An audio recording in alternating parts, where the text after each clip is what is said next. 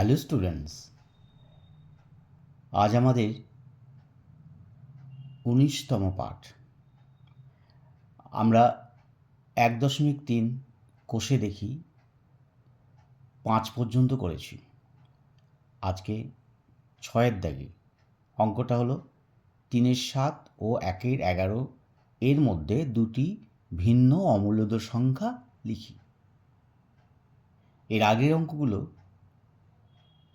যদি কেউ না দেখে থাকো তাহলে আমার ডেসক্রিপশন বক্সে দেওয়া লিঙ্কের মাধ্যমে আগের ক্লাসগুলো দেখে নিতে পারো। তোমাদের নিশ্চয়ই উপকারে লাগবে। ধারাবাহিকভাবে এই চ্যানেলে নবম শ্রেণীর প্রথম অধ্যায় বাস্তব সংখ্যা বা রিয়েল নাম্বার পরপর ক্লাসের মাধ্যমে তোমাদের সুন্দরভাবে বুঝিয়ে দেওয়া হয়েছে। এগুলো যদি ভালো করে অনুসরণ করো তাহলে তোমাদের এই চ্যাপ্টারের আর কোনো অঙ্ক আটকাবে না। তোমরা নিজেরাই নিজেদের অঙ্ক খুব সুন্দর করে বুঝতে পারবে। তাহলে এখন ৬-এর দাগে ৩-৭ ও ১-১১ এর মধ্যে দুটি অম্লদ সংখ্যা লিখব। আমরা আগের অঙ্কটা করেছি যেভাবে, সেভাবেই কী করব, ৩-৭কে ভাগ করে দেখব এটা কি দাঁড়াচ্ছে, আর ১-১১ এটাও ভাগ করে দেখব আমরা কি পাচ্ছি। তারপরে ওই দুটো সংখ্যার মাঝে আমরা অমূল্যদ সংখ্যা, দুটো ভিন্ন অমূল্যদ সংখ্যা বের করব। বোঝা গেল? দেখো, তাহলে দেখো এখানে ৩-৭ ৭ দিয়ে গুণ করেছি, গুণটা ভালো করে দেখে নাও। এখানে ৪-৭ 28 বসলো, তাহলে ২, তাহলে আর যায় না, তাহলে দশমিক, তার আগেই দশমিক দিয়ে ৩ বসিয়েছি, ৩ শূন্য বসিয়েছি, কারণ ৩ আছে তো, তাহলে শূন্য বসলো। ৭ দুগুণে ১৪, ৬ শূন্য, ৭ ৮ ৫৬, ৪ শূন্য, ৫ ৭ ৩৫, ৫ শূন্য, ৭ ৭ ৪৯, ১ শূন্য, ৭ ১ ৭, ৩ শূন্য। এইভাবে দেখো পরপর চলে যাবে। ৪ ২ ৮ ৫ ৭, আবার ১ ৪, আবার ৪, তার মানে ৪ থেকে ১ পর্যন্ত রিপিটেড হচ্ছে। বুঝে গেল? তাহলে ৩-৭ সমান লিখব 0.428571, 428571। আবার ১-১১ তাই ১ দিয়ে যদি ১কে ভাগ করি ১১ দিয়ে, তাহলে যায় না, প্রথমে দশমিক দিয়ে শূন্য এলো, তবুও যায় না, তাহলে আরেকটা শূন্য দিলাম, শূন্য এলো। এইবারে ৯-১১-৯৯, ১, আবার দেখো শূন্য দিয়ে প্রথমে একটা শূন্য পেলাম, তারপর আবার একটা শূন্য দিয়ে শূন্য এলো, তাহলে ৯-১১-৯৯, তাহলে ১, আবার ডবল শূন্য, ৯-১১-৯৯, তাহলে এইটাই থেকে যাবে ০৯-০৯-০৯, তাহলে ১-১১ সমান 0.09090909। এইবারে দেখো ভালো করে লক্ষ্য করো, 0.42 মানে ৪২, আর এখানে 0.09, ০৯-০৯-০৯, তাহলে ১-১১ আর ৩-৭, তাহলে এর মাঝখানে আমরা কি ধরব?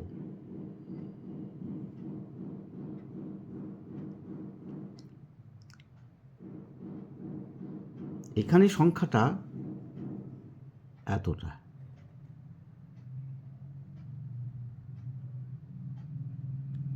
আর এখানে সংখ্যাটা হচ্ছে পৌনঃপুনিক এটা।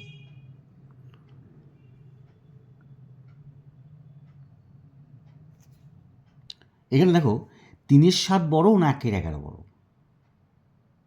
এগুলো বোঝা যাচ্ছে। দেখি কি বোঝা যাচ্ছে।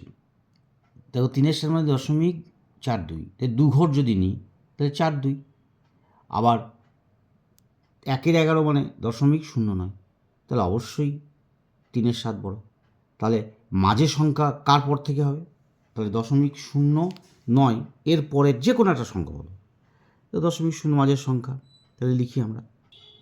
তাহলে ৩-৭ এবং ১-১১ এর মধ্যে দুটি ভিন্ন অমূল্যদ সংখ্যা হলো কত? 0.10100100, ঠিক আছে? আবার 0.20200, অর্থাৎ এখানে 0.09 আছে, তাহলে এটা 9-এর পরে 10, আবার 10-এর পরে 20, এটাও করতে পারো। এবার আমরা নেক্সট অঙ্ক যাচ্ছি। দেখো নিচের সংখ্যাগুলি সাথে কোনটি মূলদ এবং কোনটি অমূলদ আছে? কত? √47 লিখলাম, √47, তাহলে √47 মূলদ না অমূলদ বলো, চিন্তা করো। তাহলে √47 এটা মূলদ না অমূলদ? তার মানে আমরা আবার যাচ্ছি একবার, এখানে লক্ষ্য করো, আবার একবার যাচ্ছি বইতে। যে সকল সংখ্যাকে p/q আকারে প্রকাশ করা যাবে না, যেখানে p/q পূর্ণ সংখ্যা এবং q নট ইজিক্যাল টু 0, তাদের অমূলদ সংখ্যা বলে। তাহলে যাদের প্রকাশ করা যায় আর যাদের যায় না, তাহলে আমাকে বলো রুট যেমন দেওয়া আছে তখন √2, √3, √Q5, তাহলে এখানে √47 এটাকে কি আমরা p/q আকারে প্রকাশ করতে পারবো? তাহলে লিখি, তাহলে আমরা কি লিখলাম? √47কে আমরা p/q আকারে প্রকাশ করা যায় না, তাহলে যেখানে p/q পূর্ণ সংখ্যা এবং q নট ইজিক্যাল টু 0, অতএব √47 একটি অমূলদ সংখ্যা। বুঝা গেল? তারপর নেক্সট অঙ্কটা কি আছে দেখো, সাথে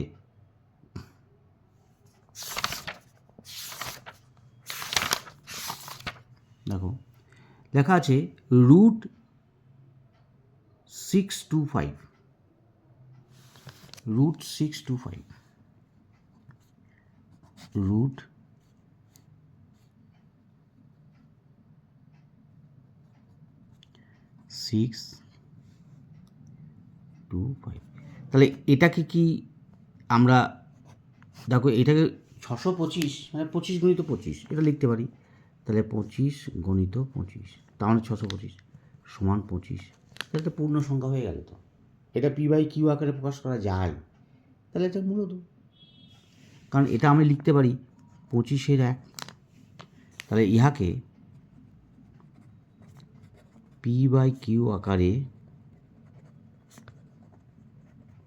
প্রকাশ করা যায়। এখানে p ইজিক্যাল টু তোমার 25 আর q ইজিক্যাল টু 1, যেটা নট ইজিক্যাল টু 0, অতএব ইহা একটি মূলদ সংখ্যা। অতএব ইহা একটি মূলদ সংখ্যা। বুঝে? এইভাবে আমরা কিন্তু পরপর করতে পারবো। তারপর দেখো 6.5757, দেখো 6.5757 ইনফিনিটিভ, এই সংখ্যাটা কী হবে বলো? অনাবৃত্ত কিন্তু এটা, কারণ এটা তো চলতেই লাগলো, 5757 হয়েই থাকবে।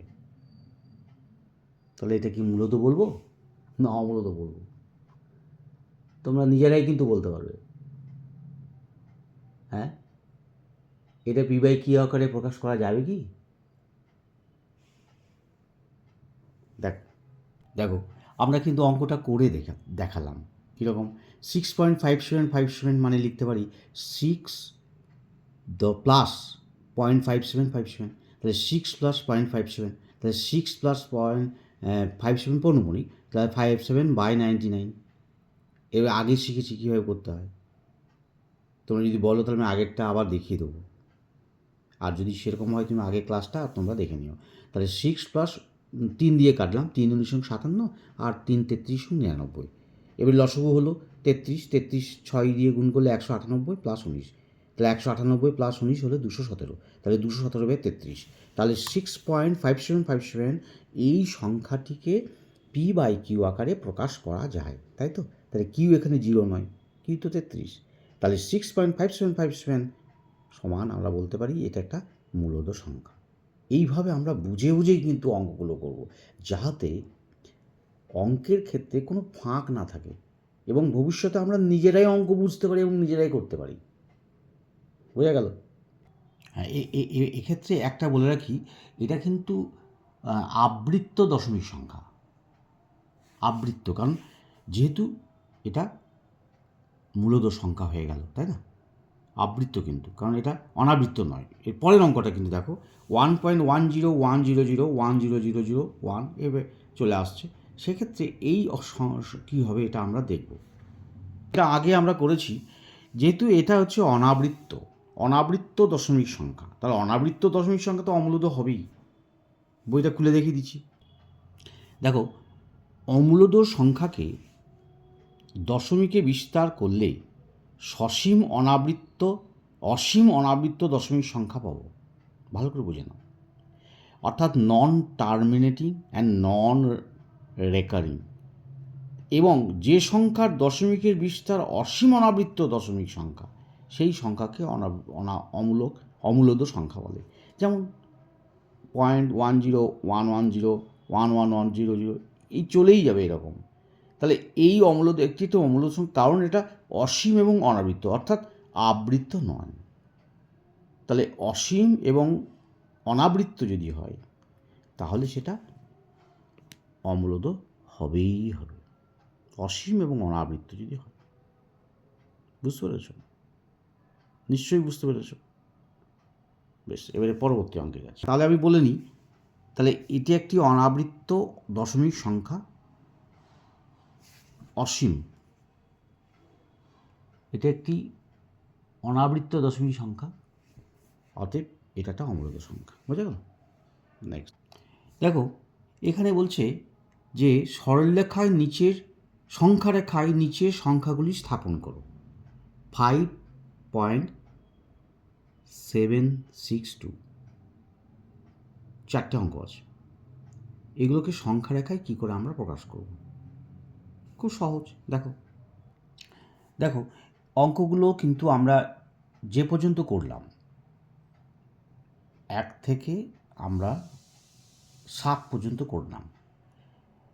এখন 8 থেকে আবার পরবর্তী ক্লাসে শুরু করব, কারণ একটু একটু করে আমরা কিন্তু স্বল্প দৈর্ঘ্যের ক্লাসে আমরা তোমাদেরকে সুন্দর করে বোঝাবার চেষ্টা করছি।